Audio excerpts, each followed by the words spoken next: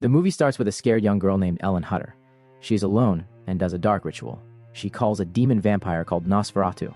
The monster makes a pact with her. It chokes her until she is possessed. Then the scene cuts fast. Ellen wakes up with a jump. She is adult now in 1838. She lives in Wisburg with her husband Thomas. It was just a nightmare. Thomas hugs her tight. He strokes her hair and says, "Do not be afraid, I am here." But he has to go to work soon. He grabs his things, hugs her one more time and leaves. Ellen sits alone thinking about the scary dream. Thomas rushes to his boss, Herr Knock. He says sorry for being late. Knock ignores it and says happy wedding. Then he gives the real job. A strange count named Orlok wants to buy an old ruined house in Wisburg. Thomas must close the deal. The count is weird and keeps to himself. Thomas thinks about money and his future. He says yes fast. That evening, Thomas tells Ellen. Her face turns white with fear. She tries to stop him. She says, "Before our wedding, I dreamed I married death. Dead bodies were everywhere. But it felt good, like I belong in the dark." Thomas smiles and says, "Just dreams. If I do not go, how do we get promotion?" He says it is important for his career. Next morning, Thomas takes Ellen to his rich friend, Friedrich Harding's house. Harding has a pregnant wife, Anna, and 2 small girls. Thomas kisses Ellen goodbye and says no need to fear. They share a sweet moment. But Ellen still feels worried. That night. Ellen sleeps bad. Her fears grow deeper. Nosferatu starts to finish the old pact. Morning comes. Thomas gets ready to leave. Ellen gives him a necklace. She does not know, but at night she cut some of her hair and put it inside. She did not mean to, but it was a rule for Nosferatu. She finished it without knowing.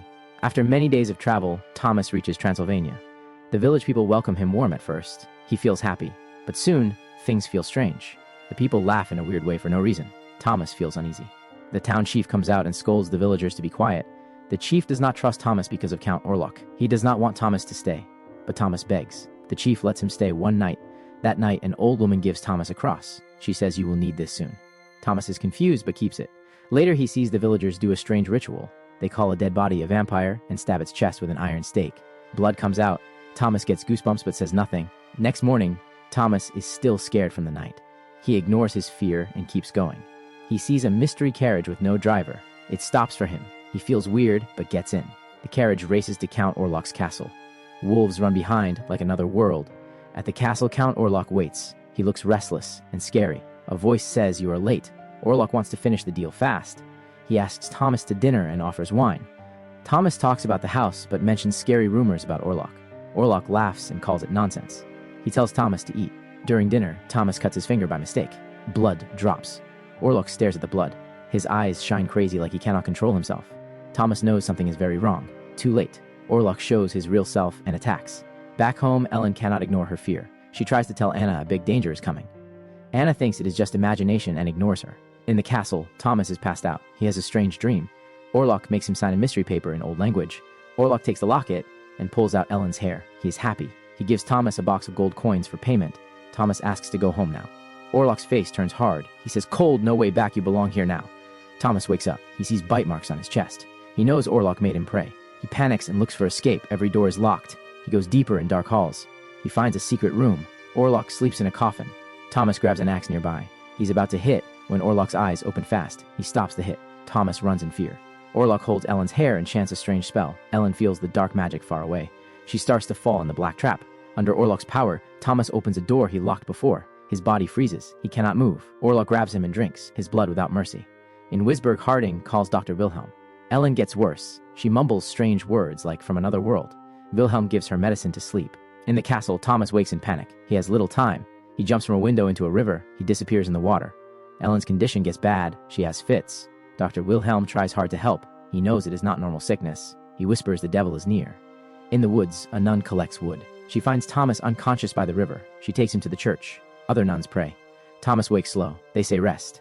He says, "No, I must go back to Wisburg. Ellen is in danger." Orlok is on his way to Wisburg. He travels in a ship with his coffin full of grave dirt and plague rats. Dr. Wilhelm and Harding need expert help. They find Albin Eberhard von Franz, a scientist from Switzerland, famous for occult study.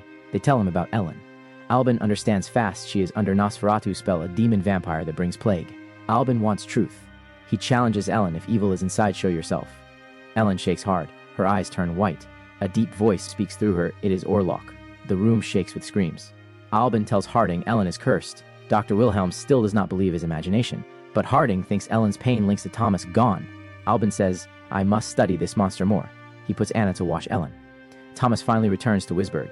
He meets Ellen and says, "Your fears were real." Then he falls unconscious. That night, guards knock at Harding's door. Bad news, a ghost ship crashed on the shore. It is Orlok's ship with plague rats. Plague starts in the city. Orlok is in Wisburg. His servant Nox sees him and kneels. Nox smiles, welcome, master. Orlok raises hands and says, this land will know fear and ruin. Next morning, panic in streets. Plague spreads fast. People die in pain. City in terror. Ellen sits by Thomas crying at his bad state. Anna comes sorry. She says, I should have listened to you. She regrets ignoring the warning. Dr. Wilhelm and Albin study bodies from the ship. It is worse than normal plague. The rats are not normal. Albin's face goes white. He shouts, I need to see these rats now. He says this is no sickness, it is a curse. That night, Orlok chants black spell. Darkness grows. Thomas burns with fever. He wakes sudden. He sees Orlok talking direct to him. Anna feels watched. She turns. Ellen stands eyes empty. Voice begs, stay with me tonight. In his study, Albin finds terrible secret. Wisburg is in grip of undead curse. It is Nosferatu plague. That night, Ellen wakes from horror dream. A shadow over her. Cold old voice says, you are not like humans. I slept in deepest dark. You, my love, woke me. Orlok lies to Ellen. He says, Thomas signed divorce papers for gold. Ellen is not fool. She sees the trick. She refuses. Orlok threatens, if you do not submit, I kill Thomas. Morning, Ellen wakes to horror. Orlok's plague rats ate Anna. She screams in shock. Plague takes all Wisburg. City quarantined. Anna shows plague signs. Harding stays with her to the end. When Anna dies, he goes to Ellen. He still denies demon. He blames Ellen and Thomas. In anger, he says, you two leave Wisburg. Ellen shakes with rage and leaves. In Nox's old office, Albin finds ancient mark on wall. It predicts Nosferatu coming long ago. Thomas and Ellen back home. Not happy meet. Thomas begs, let us run from cursed city. Ellen knows bitter truth. She tells secret. Long before marriage I called. Devil myself. Thomas shocked. Ellen says we were lovers and dark bound together. But my marriage broke the bond. Thomas shakes. He asks, did you really sign divorce for money? Fight grows. Before Ellen answers, her body shakes. Breath stops. Voice changes. Nosferatu takes full control. Thomas sees truth and fears. He tries to run for help. Too late. Invisible power controls him. He must obey. When it ends, Ellen wakes like from bad dream. She looks scared, no memory. That night, Orlok shows power cruel. He kills Harding's children without mercy. Harding was in denial, now broken. He buries family. Pain eats him. He cannot deny Nosferatu real. Albin sees only one way. End Orlok terror forever. He plans with Dr. Wilhelm and Thomas. We reach his rest place and kill him. From old secret study, Albin knows only one thing destroys Nosferatu full. A pure soul-willing sacrifice. Ellen is the one. Harding now mad with grief. He does unthinkable sin on his dead wife's body. But plague takes him too. He dies soon. Others arrive. No choice. Burn him and family, but mission not stop. We must finish this. Ellen understands her fate. She calls Orlok to her room. They find Orlok's coffin. Thomas goes slow handshakes. He opens lid. Stabs hard with knife. But horror. Not Orlok inside. It is Nock with bloody teeth laughing it was a trick. Thomas runs to save Ellen. Albin chants old words and burns the coffin so no evil left. In the manor, Orlok arrives for Ellen. She stands ready like bride, eyes strong. Orlok says evil vow. Ellen accepts without fear, I am yours. Ritual done. Ellen gives herself. Orlok drinks her blood. Then, strange. First sun rays come. Orlok feels wrong. Weakness spreads. Skin dries. Power fades. He screams in pain. Body turns to dust in Ellen's arms. Thomas runs in out of breath. Too late. Ellen weak. Breath fails. She falls. Thomas kneels, holds her hand tight. Tears fall. Ellen smiles, soft whispers it is over now. With her last breath, plague ends. Darkness lifts from Wisburg forever. The movie ends here.